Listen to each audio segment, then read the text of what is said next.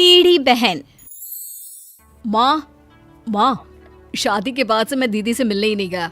सोच रहा हूँ कि मैं और रिया दीदी के घर हो आते हैं। हाँ बेटा, बहुत अच्छी बात है। उसे भी अच्छा लगेगा रिया से मिलकर। वैसे भी रिया शादी के बाद से कहीं नहीं गई।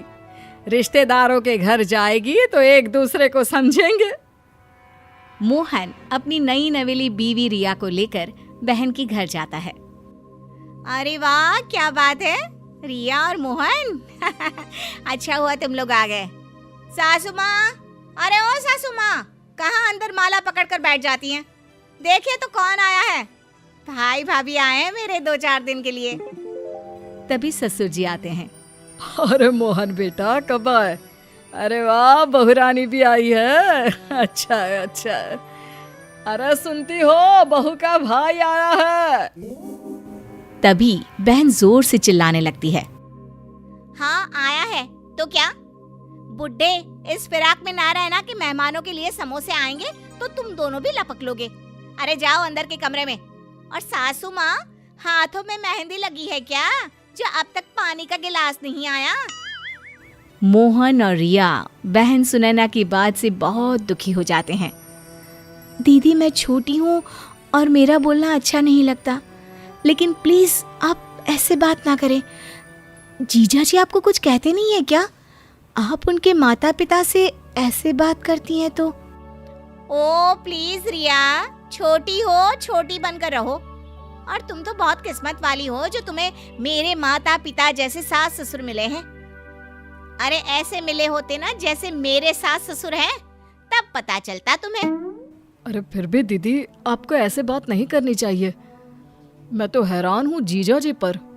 सभी बात कर रहे होते हैं कि सास पानी का ग्लास लेकर आ जाती है, लेकिन जैसे ही वो ग्लास टेबल पर रखती है, हाथ कांप जाता है और ग्लास गिर जाता है। मैं आप ही साफ कर देती हूँ बहू, माफ कर दो। अरे नहीं नहीं आंटी जी, आप बैठिए, मैं साफ करती हूँ, कोई बात नहीं। रुको रिया, इनकी हिम्मत भी कैसे हुई ग्लास गिराने की? एक काम ढंग से नहीं कर सकते। रोटी खाने को दो तो बहुत जल्दी हजम हो जाती है इनसे। सास को बहुत बेइज्जती महसूस होती है। सुनैना सास को बोले जा रही थी कि तभी वहां ससुर आ जाते हैं। वो रोकर हाथ जोड़कर बहू से कहते हैं, हम तंग आ चुके हैं बहू, तो हर किसी के सामने हम लोगों की बेइज्जती करती है। तेरी सास को मैंने कभी नहीं डांटा, लेकिन तू छोटी छोटी बात पर उसे बोलती है। मुझे ये बिल्कुल अच्छा नहीं लगता। अब हम लोग जा रहे हैं। अरे कैसी बात कर रहे हैं अंकल, आप लोग कहीं मत जाइए, मैं दीदी से बात करता हूँ। अरे जाने दो भाई, सब नाटक है। पहले भी कई बार जाने की धमकी दी है, लेकिन कहीं जाते नहीं है ये लोग। अरे इन लोगों को छोड़ो, चलो आओ बैठकर बात करते हैं। दीदी, हम लोगों को जाना है, हम फिर आएंगे। अरे कैसी बात कर रही हो?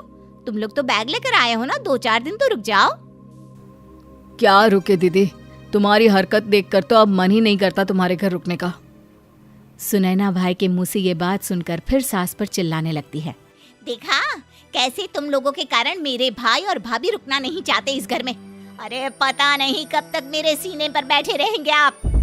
सास ससुर वहां से चले जाते हैं और मोहन अपनी बीवी रिया के साथ घर की ओर निकल जाता है। रास्ते में, क्या बात है, काफी परेशान लग रहे हैं, सब ठीक है ना? दीदी का व्यवहार देखकर परेशान हूँ। कितने शौक से जीजू के माता पिता ने अपने इकलौते लड़के का हाथ मांगा था दीदी के लिए। पता है, माँ को दीदी की ये हरकत पता चलेगी तो वो कितनी परेशान होंगी। सोचो, तुम्हारे माता पिता को अगर ये बात पता चली तो उन्हें दुख होगा, लेकिन जिनके साथ बीत रही है उनके लिए तो जीवन नर्क है। हाँ, तुम बिल्कुल ठीक बोल रही हो, लेकिन क्या कर सकते हैं? करना तो पड़ेगा कुछ, क्योंकि हम कुछ नहीं करेंगे तो वो लोग ऐसे ही दीदी से परेशान होते रहेंगे। वैसे मेरे पास एक आइडिया है। बताओ, क्या आइडिया है? वो तो घर जाकर ही पता चलेगा। रिया घर जाती है और सास की तरफ देखती तक नहीं है, वो अंदर चली जाती है। अरे मोहन, ये बहू को क्या हो गया? बड़ी बदली बदली सी लग रही है। इसको बोलो इस घर के संस्कार ऐसे नहीं है। यहाँ रहना है तो प्यार से मिलजुल कर रहना होगा। माँ, घर के संस्कार से याद आया, दीदी ने तो सास ससुर के नाक में दम कर रखा है। अब समझाती क्यों नहीं उन्हें कि वो उन लोगों की इज्जत करे, उन लोगों से तमीज से पेश आए। मोहन को लगता है कि शायद माँ ये सुनकर दुखी हो जाएंगी, लेकिन उल्टे उसकी माँ कहती है, अरे सब पता है मुझे वहाँ क्या चल रहा है, एक एक बात बताकर चलती है वो मुझे। अरे कहा है कि इज्जत करना उन लोगों को, बड़े पागल है वो लोग। पता है घर बहू के नाम कर दिया है, अब वो पूरी कोठी सुनैना की ही तो है। हाँ माँ, ये मुझे पता है। उनके ससुर ने कहा था कि हम लोगों की बेटी नहीं लेकिन बहू के रूप में हमें बेटी मिली है तो घर उसके नाम कर देंगे। लेकिन इसमें क्या गलत कर दिया उन्होंने? अरे कैसी बात कर रहे हो बेटा, गलती नहीं की, बहू को सब दे दिया। अब क्या चाहिए उसे जिसके लिए वो उन लोगों को पूछे। तुम भी ना बहुत भोले हो। तभी रिया सारा सामान पैक करके आती है और मोहन से कहती है, देखो ये बुढ़िया जीते जी तो मुझे ये मकान देगी नहीं, लेकिन हाँ ये मर जाए तो फोन कर देना, मैं आ जाऊंगी। ये बोलकर रिया मोहन को आंख मार देती है। मोहन समझ जाता है कि ये रिया की चाल है।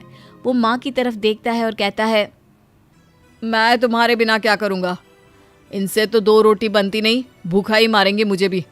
चलो मैं भी चलता हूँ, कहीं किराए का मकान ले लेते हैं।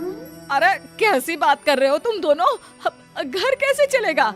यही सोचकर शादी कराई थी क्या? अरे कमाई तो एक ही की है ना। ये क्या बात होती है माँ जी, घर मेरे नाम करो नहीं तो मैं चली। अरे अब नहीं बहू, ऐसा मत बोल। देख मैं घर का सारा काम करूंगी, अरे कोई डिमांड भी नहीं करूंगी, बस घर पर रहो तुम दोनों। माँ, हम कोई नौकरानी रख लेंगे, आपका वहाँ क्या काम, फिर दुनिया भी क्या बोलेगी। अरे नहीं नहीं रिया, चलो मैं भी सामान पैक करके आता हूँ।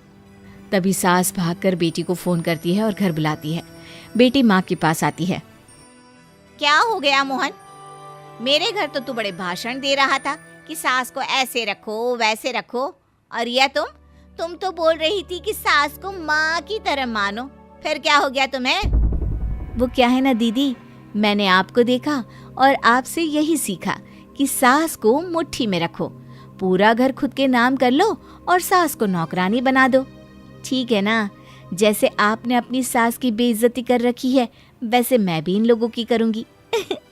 थैंक्स दीदी, ना मैं आपके घर आती और ना ही मुझे ये सब पता चलता।